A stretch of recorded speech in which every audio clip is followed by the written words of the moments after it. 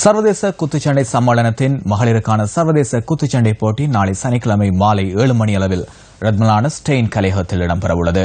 வரையறுக்கப்பட்ட கேபிட்டல் மகாராஜா நிறுவனத்தின் champion network சார்பாக ஸ்போர்ட்ஸ் ஃபர்ஸ்ட் இந்த கோதாவை ஏற்பாடு செய்துள்ளது. போட்டியாளர்களை அறிமுகம் செய்யும் ஊடகவியலாளர் சந்திப்பு இன்றைய தினம் ஸ்டெயின் கலையகத்தில் இடம்பெற்றது. இந்த போட்டிகளில் சர்வதேச தரத்தினையுடைய ஜப்பான், தாய்லாந்து மற்றும் பிலிப்பைன்ஸ் வீராங்கனைகள் பங்கேற்க உள்ளனர். தென்னாசியாவில் நடைபெறும் முதலாவது உலகத்தர குத்துச்சண்டை போட்டியாகவும் இந்த போட்டி பதிவாகின்றது. நாட்டு குத்துச்சண்டை பிரியர்களுக்கு புதிய அனுபவத்தை ஏற்படுத்தும் இந்த கோதாவில் 46 கிலோகிராம் அடம் வெயிட் பிரிவில் உலக சாம்பியனான ஜப்பானின் நாவோ இகாயாமோ பிலிப்பைன்ஸின் ஜூஜியாத் நகோவுடன் மோதவுள்ளார். சாம்பியன் பட்டத்தை தவிர சூப்பர் பிளை வெயிட் பிரிவில் கண்காட்சி கோதா ஒன்றும் இடம்பெறவுள்ளமை குறிப்பிடத்தக்கது.